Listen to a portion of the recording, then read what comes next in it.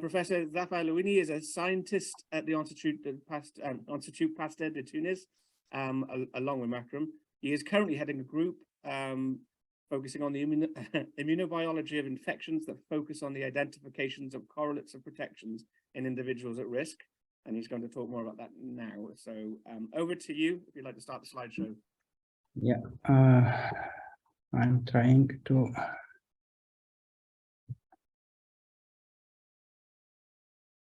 That's perfect. And we can hear you as well.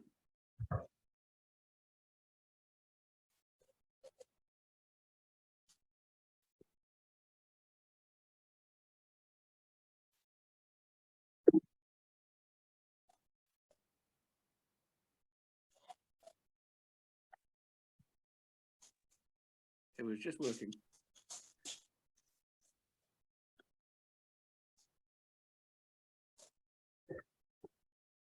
Can you see the slides? We can see the preview version. Oh no, perfect. We can see the slides. I can see the slides. Very good. Perfect. So happy to have the opportunity today to present you some of the Institut Pasteur de Tunis efforts toward the production of a vaccine against cutaneous leishmaniasis. So I will first present into 2 slides the IPT and describe briefly cutaneous leishmaniasis and the rationale of vaccination, and conclude highlighting some studies done at IPT towards the development of a vaccine. So IPT, Institut Pasteur de Tunis, is a Tunisian research institution established in 1893. So indeed, we are going to celebrate at the end of this year our 130th birthday. IPT is a public health institution under the Tunisian Ministry of Health. It has 3 main missions: diagnostic, research and training, and bioproduction. And the research and training activity is done in close relationship with the Ministry of Higher Education and Research. Indeed, IPT, as you can see, is affiliated with the University of Tunis al-Manar and has 10 research laboratories, including ours. And we are, with Makram, we are belonging to the same research lab. So it's relatively a small institute with about 440 staff, including almost 150 scientists. 2/3 of them are scientific researchers, and the others are MDs, vets, and pharmacists. So IPT is part of the Institut Pasteur network, which regroups 32 Pasteur institutes around the world. We have some links with Institut Pasteur in Paris, and with the 30 other institutes around the world. So Leishmaniasis. Cutaneous leishmaniasis is the most common form of, Leishmaniasis is a broad term applied to a group of diseases caused by protozoan parasites of the genus Leishmania. The parasites are transmitted from an animal or human reservoir through the bite of infected phlebotomine sandflies, and they affect mainly population in low and middle income countries. The major classification of the disease are visceral leishmaniasis, or Kala-Azar, which is called Kala-Azar, which is the most serious form, the mucosal leishmaniasis, and the cutaneous form. Some patients who recover from the visceral leishmaniasis can also develop PKDL for what's called a post-Kala-Azar dermal leishmaniasis. So cutaneous leishmaniasis is the most common form and cause skin lesions, mainly ulcers on exposed parts of the body. We estimate about 600,000 to 1 million new cases occurring annually, but only 200,000 cases are reported to the WHO. And as you can see, about 95% of them occur in the Americas, the Mediterranean basin, the Middle East, and the Central Asia. And the lesions that they can leave are lifelong scars and cause serious disability and stigma. Just to note that disability-adjusted life years associated with cutaneous leishmaniasis was estimated to be up to 7-fold higher when accounting for major depressive disorder around the world. So it's a very important problem. So the fact that the recovery from a primary infection renders the host resistant to subsequent infection and the extensive evidence from studies in animal models, mainly mice, indicates that solid protection can be achieved upon immunization. So hence demonstrating that a successful vaccine against cutaneous leishmaniasis is feasible. Adding to that, the relatively uncomplicated Leishmania life cycle compared to other parasitic diseases, it has only 2 parasite stages. So understanding the factors that regulate and mediate infection-induced resistance is critically important for designing an effective vaccine and vaccination strategy against Leishmaniasis. The effective protection against infection has been largely attributed to the development of a potent CD4 Th1 type immune response. However, a clear-cut polarization of the L cell response is not evident in human Leishmaniasis, which shows a mixed Th1 and Th2 immune response. In recent years, the involvement of CD8 T cells has been also shown to play an important role in immunity against cutaneous Leishmaniasis. So the history of cutaneous vaccine development began with live vaccines. As you can recall, the ancient Middle Eastern started the practice of deliberately exposing infected individuals to sandfly bites or infected material from lesions, which was called Leishmanization, which is till now, the only vaccination strategy that has been proven effective against cutaneous Leishmaniasis in humans. But since there are different bioethical problems, especially for the induction of non-self-healing lesions in some immunocompromised vaccinated individuals, this procedure has been officially discontinued. We move to live parasites, then different forms of live parasites that have been also used, but clinical results are still inconsistent. Subsequently, we shifted to subunit vaccines using parasite antigens and several protein-based vaccines. Candidates have been evaluated over the past 3 decades with varying degrees of success in animal models, and the lack of Th1 cell adjuvant has been an obstacle to date. There was also several, as you know, several DNA vaccines developed. However, DNA as a mean to deliver prophylactic vaccines has yet to be proven in humans. At the end, the concept of vector salivary proteins as vaccine against Leishmaniasis has been gaining attraction in recent years, and I'm seeing Paul K. in the attending this conference. So the observation that salivary sandfly salivary exacerbate parasite infection and that pre-exposure to saliva components abrogates this effect open the possibility to employ sandfly saliva total extract or individual antigens in the anti-Leishmania vaccine development. The saliva-based vaccines composed by individual proteins may improve vaccine efficacy by targeting the parasite at its most vulnerable stage just after transmission. So another breakthrough in vaccine development are the mRNA vaccines that have been reached the spotlight, as you know, during the COVID-19 pandemic, as the forefront technology used for the development of vaccines by many companies. And this composition, the composition of the mRNA vaccine is less complex to produce, and the production is faster than other type of vaccines. So, an ideal anti-Leishmanial vaccine would need to possess several attributes, but not all of them may be easily achievable.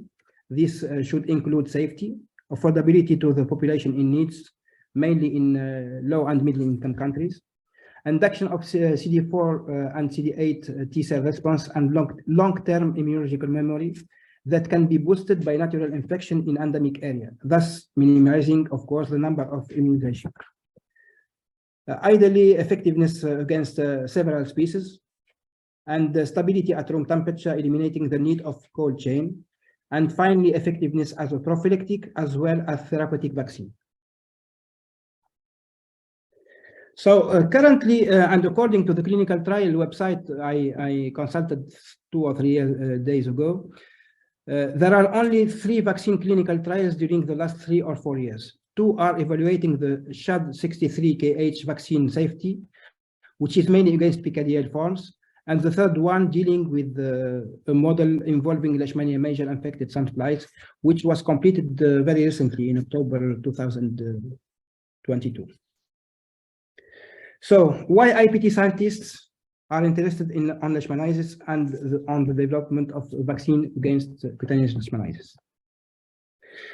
Interestingly, in Tunisia, the first scientific description of cutaneous Leishmaniasis was made in, as you can see, in 1884 by 2 military physicians who report the infection of at least 50 members of the French military troops after a stay in south of Tunisia, a region called Gafsa, which is still endemic for cutaneous Leishmaniasis.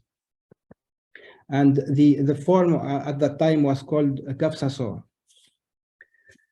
So in the beginning of the 19th century, the Nobel Prize of Medicine, Charles Nicolle, who was the director of IPT from 1903 till his death in 1936, made with his collaborators several seminal discoveries on Leishmaniasis, like the identification of the causal agent of Leishmania, visceral Leishmania, infantile visceral Leishmaniasis. He cultured in vitro the different parasites and demonstrated that the dog is the main reservoir of infantile visceral Leishmaniasis in Tunisia. And I wanted to share with you this beautiful handmade drawing by Charles Nicolle, published in 1908 in the Archive of the Institut Pasteur, a journal that is still published, where he describes the microscopic observation of Leishmania amastigotes within an infected tissue, as you can see, and their flagellated promastigotes form observed in culture. So let's add to that Tunisia is unfortunately endemic for cutaneous Leishmaniasis, where 3 different clinical and epidemiological forms are coexisting. We have a sporadic form due to Leishmania infantum occurring in the north of the country, the zoonotic one due to Leishmania major in the center and the south of the country, and the chronic form in the south, which is due to Kiliki synonymous of Leishmania tropica. And we are annually registering about between 2,000 or till 10,000 sometimes cases of cutaneous Leishmaniasis due to Leishmania major only. So cutaneous Leishmaniasis in Tunisia is a serious public health problem. And in terms of scientific production, Tunisia is performing relatively very well, at least at the regional level, since it's ranked first on the number of publications during the last 20 years, among the 23rd Arab countries where cutaneous Leishmaniasis is still endemic. And obviously, Institut Pasteur de Tunis is ranked the first on the top of the 10 most productive institutions.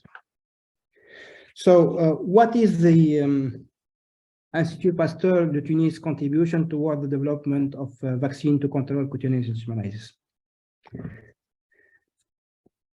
Let's start with sorry. Let's start with first with the experimental model useful for the clinical trials of vaccines. Hence, and as you know, in addition to their own clinical significance, experimental Leishmania infection models have served as an important tool for generating for general immunological understanding. And seminal work. Sorry, can you hear me? Can you hear me? Somebody came off mute there. Carry on. We can hear you perfectly. Sorry. Okay. Sorry. So seminal work made in the 80s used this model to define the Th1, Th2 paradigm. And however, the problem of this model that there are far from what happening during human cutaneous Leishmaniasis, where a mixed Th1 and Th2 response coexists.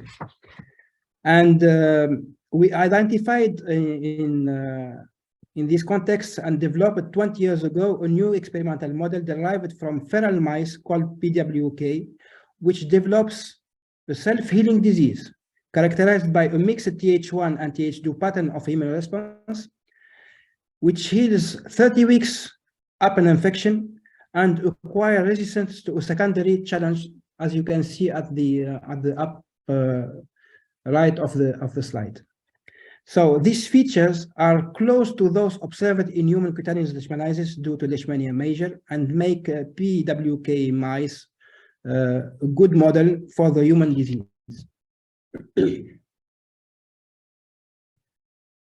Besides, and to characterize Leishmania major proteins secreted early after promastigot entry in the host macrophages, antibodies were generated against culture supernatants, and the screening of Leishmania major cDNA library with these antibodies led to isolate a set of at least 33 Leishmania genes coding for excreted secreted proteins, which play a crucial role in the biology or virulence of Leishmania parasites.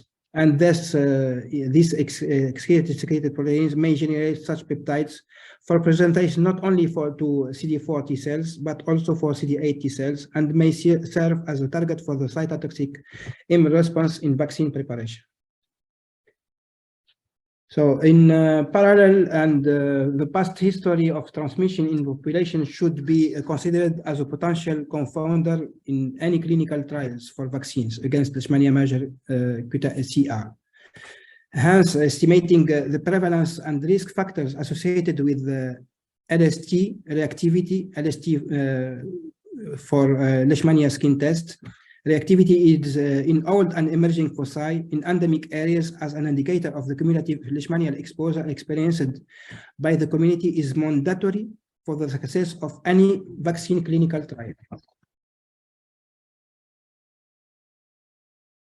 So in human cutaneous leishmaniasis, only few studies dealing with the parasite-specific cells, cell-mediated cytotoxicity have been reported, despite their potential role in the protective immunity against the parasites.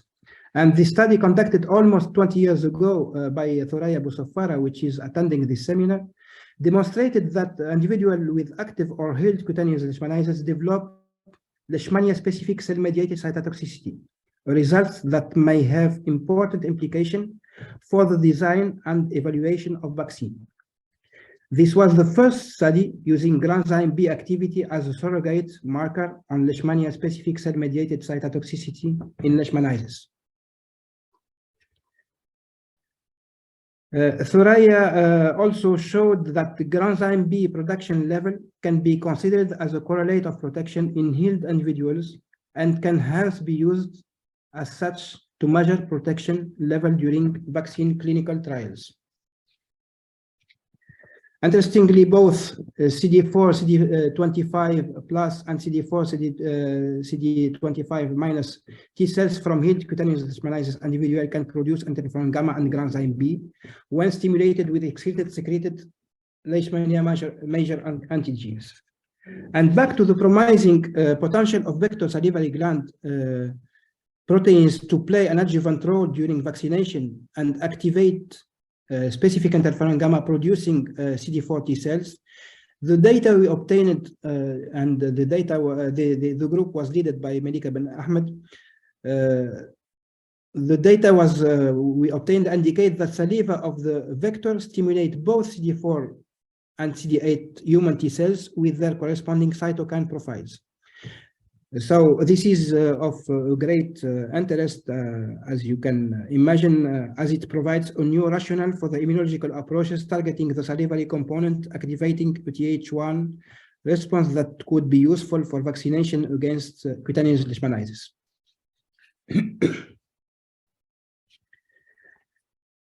When we then aimed to identify the vector salivary component that include Th1 specific cellular immune response in humans and hence cloned in mammalian expression plasmids, the most abundant salivary gland proteins, and used them to transfect cells from donors living in endemic area.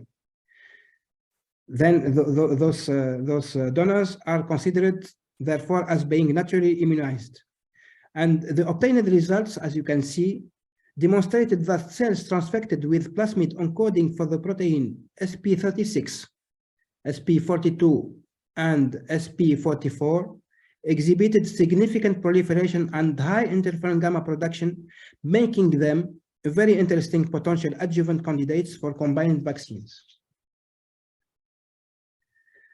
So armed with this all new know-how, we are currently, and since few months, thanks to Institut Mérieux funds and the collaboration with an international mRNA vaccine company, working on the development of an mRNA vaccine against cutaneous Leishmaniasis called Dhafer.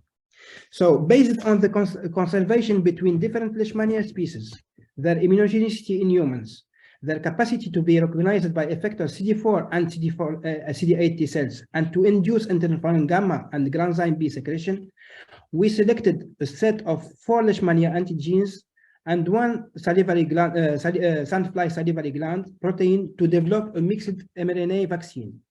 So we are currently conducting preclinical trials to evaluate immunogenicity in human and animals and protective efficacy of individuals or combined mRNA constructs, and hope we can communicate preliminary results to the community in a few months. And just to say that Thoraya Boussofara is leading this project. So I would like at the end to cite the main contributors in our laboratory who still continue toward this effort. And as you may imagine, this list is not exhaustive and didn't reflect all the efforts made during the last 30 years toward better understanding of human cutaneous leishmaniasis, a natural history in Tunisia, and vaccine development at Institut Pasteur de Tunis. And at the end, I would like to thank our funding agency. Sorry? Again, somebody came off mute. Carry on. Sorry. Yeah. Sorry. So thanks for our funding agency, which are listed here, and thank you for your kind attention.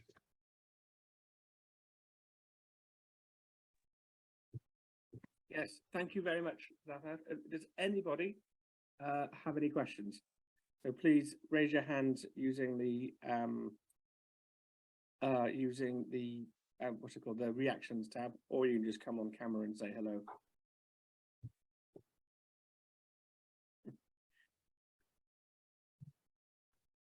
Okay, just hi Paul, did you come off mute to ask a question? Okay. I did, yes, indeed. Oh, go ahead. Oh, there we go. Thanks. That was a great presentation. Thanks very much. It was nice to get the background. I wanted to ask you a slightly different question that you may be able to answer. In the mouse models of cutaneous leishmaniasis, we have been indoctrinated to think that persistent parasites are required for long-term protection. I just wondered if any of the clinical studies at Institut Pasteur have addressed that question in cured human zoonotic leishmaniasis. Do we really need long-term persistent parasites to maintain protection against secondary challenge? Yeah. Thank you, Paul, for this very interesting question, very controversial question indeed. So we published a few months ago a piece of work showing that that parasites did not persist in scars of healed humans, and we were we worked very hard to get this these results, and these controversial results, if you want, since we succeeded only after 6 years of succeeding submission of this work, and this work was rejected at least 8 or 6 or 9 times from journals who, I mean, the reviewers think that the parasites should persist to get immunity after disease. So at least in terms of the presence of persistent parasites within the scars. I'm not talking within the body of the healed patients. I'm talking about the scar. There is no scars within the no persistent parasites within the scars. Okay. Well, I'm glad you persevered, because the mouse is not always correct. Yeah, absolutely, yes. Great. And just for information, it's really nice to see that you are developing an mRNA vaccine. I think there is only one other being developed by Steve Reed and colleagues. Just for information, the human challenge model that we've been setting up has been shown to be highly effective in terms of its take rate. So if you are interested in the future, when you have more established immunogenicity data, we could always consider evaluating your vaccines in the challenge model as well. That's really nice. And I saw your last review with Steve Reed on the mRNA vaccine development. Yeah. That's very kind of you that you are going to share eventually some results. Thank you. Right. Thank you. Paul and Dhafer. Apologies, I have to leave now. Paul, quick question. Do you have Dhafer's email? You can get in touch with him. I probably do somewhere, but if you'd like to send it to me, that'd be great. I will do. Yeah. Fantastic. I'll put you Okay, thanks very much.